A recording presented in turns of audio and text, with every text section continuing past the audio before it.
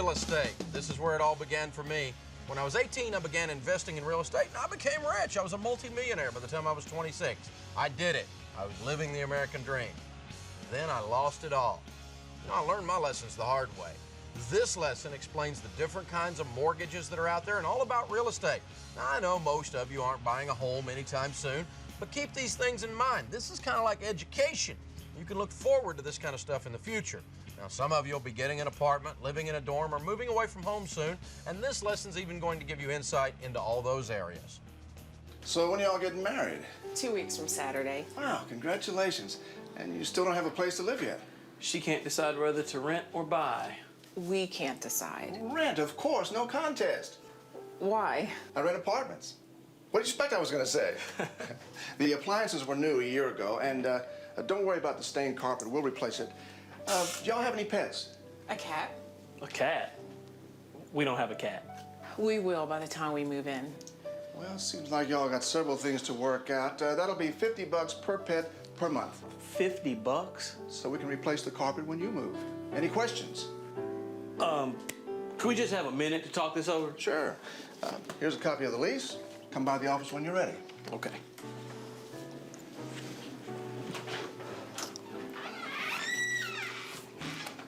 We have got to decide something.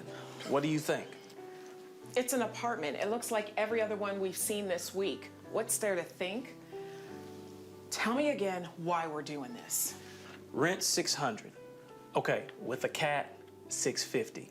The utilities, another $200 max. We tough it out for 2 years. We save $800 a month, and there's our down payment. Which Mom and Dad would gladly lend us right now. Which means we would owe them, and we'd be paying interest instead of making interest. Is that how you want to start out? Who said they charge us interest? You know what would feel really good? Is walking into our new home 2 years from now with only a mortgage payment, owing nobody else nothing. Yeah, maybe you should remind me of that from time to time. Gladly. Now, are we done looking, or do you want to check out some more places? Please welcome nationally syndicated radio host and New York Times best-selling author, Dave Ramsey.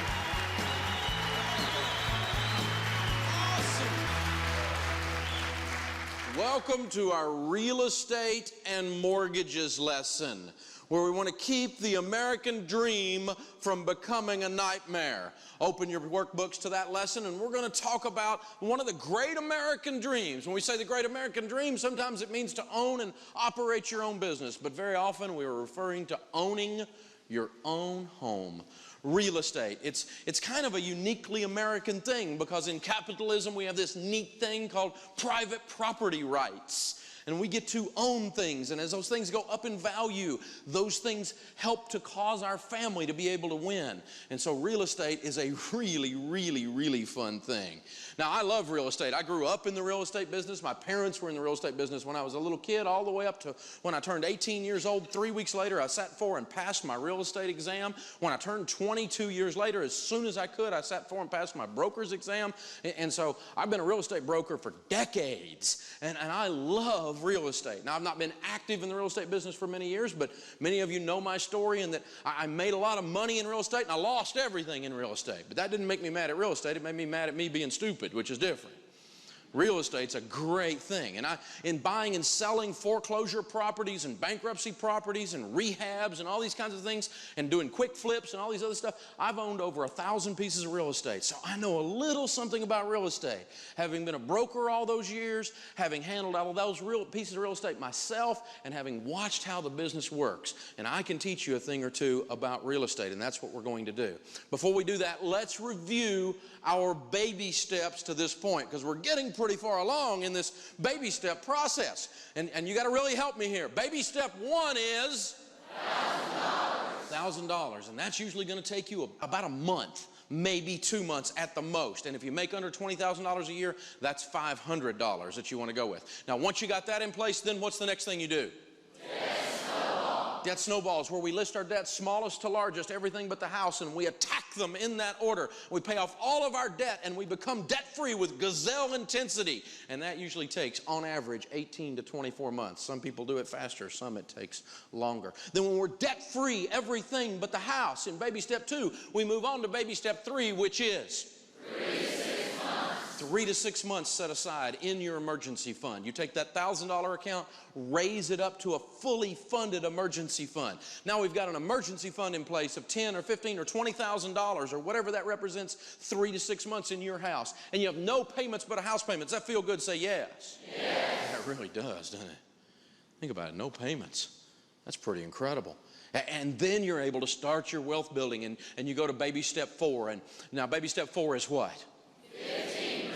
15% of your income going into retirement. And at the same time you're doing that, every dollar we can find above that, we start working on baby step 5, which is we're going to pay on the kids' college at that point. Now, and we're doing baby steps 4, 5, and 6 at the same time, and we're going to add number 6 in this lesson. The average price of a house would probably be about $170,000. Let's see, probably about 120 grand. Is probably $148,000. I think the average price of a house is about $200,000 to $250,000.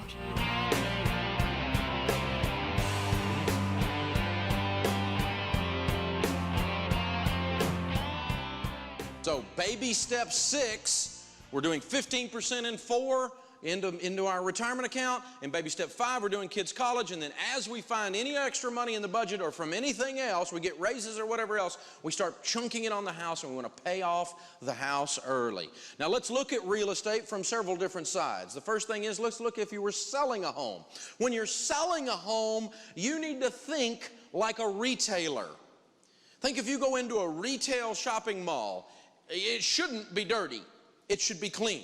It should be sparkling. The windows should be shined at the front door. You don't want to walk up to a picture window that's got a scene in it with mannequins and clothing and handprints be there. This is retail. You want things to shine and look just right. You need to think like a retailer. Think like your house is a model home, like people don't live there. Yes, well, we live here. No, you don't. It's a model home. We put our home up for sale one time. Our children were kind of mid-sized, and they kept going, well, Dad, we have to live here while we're doing this. I said, well, no, you don't. You can pick that up, or we'll find a place for you to live. So kitties and kids, they don't show up in model homes. There doesn't need to be any sign of kitties or kids, or even puppies. A big, beautiful dog greeting you at the front door will cost you $10,000. Because everybody doesn't like a big, beautiful dog. And everybody doesn't like a little kitty either. They don't think they're cute. You know what some people see when they see a kitty? They see a litter box. It costs you, it's a $10,000 cat. Think like that. Think like a retailer. Walk around, look at the house. Put in 100-watt light bulbs. Don't put the cheap light bulbs in. Put the bright ones in. And make the room look bigger if it's well lit. Put extra lamps and things. Make sure everything's lit. Everything on your kitchen counter comes off but 2 things. I don't care. Put it in the cabinet. And in your closets, you're going to be moving anyway. So clean your closets out and take out about 75% of what's in the closet. And put it in a box.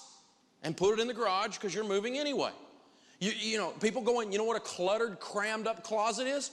No closet space in this house. That's what the buyer thinks. When they walk in and see that there's room for things, they go, well, that house had a lot of closet space. Same stinking closet. It's a visual perception thing. You need to think like a retailer. When I had a home that was empty, a home that's empty that's closed up for a while will kind of get that stagnant smell, won't it? A little stuffy in there. If I was a realtor, what I would do is I would get my wife to bake some bread, and I would take it over and let it finish baking in the home. And if you hadn't got time to do that, or a wife that'll help you with that, we just take a little vanilla extract and sprinkle it on the stove and turn the stove on. And it kind of smells like bread is baking all through the home. You have to think like a retailer. You need to light a candle in this place before they come. And then you need to get out of the house. They're not there to see you. They don't want to see you. They might not like you. And it might affect the negotiation. You need to think like a retailer. This is a model home. You ever go to a builder's place where they have the model home and everything's perfect, the furniture's there, it looks like it's all designed just Ken and Barbie must live here, you know? That's how they need to feel. Some of you got so much furniture crammed into one room and you think that's decorating. Throw a bunch of that stuff in the garage. Take all the stuff off your kitchen counters, one thing, two things back, light bulbs, think like a retailer. Your front door, those cobwebs in the corner, they're not cute. Who, you, Uncle Fester? Clean the cobwebs out of the corner. And little hand prints where little Junior's been looking out the door, little lip prints on the door. Clean your stinking door. You may think it looks cute, somebody else think it looks like a daycare. And they don't want that house. So think like a retailer. That's how you do this. Now, when you get ready to do basic fix-ups, the $1,000 items, $1,000 worth of paint is a lot of paint. $1,000 worth of 409 is a lot of cleaning.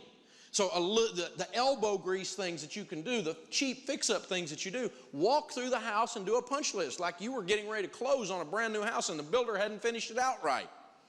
And I want you to fix that, and I want you to fix that, and I want you to fix that. Walk through your own house and do that, and spend the time before you put it on the market taking care of these huge things that are really small. The return on investment on this is enormous.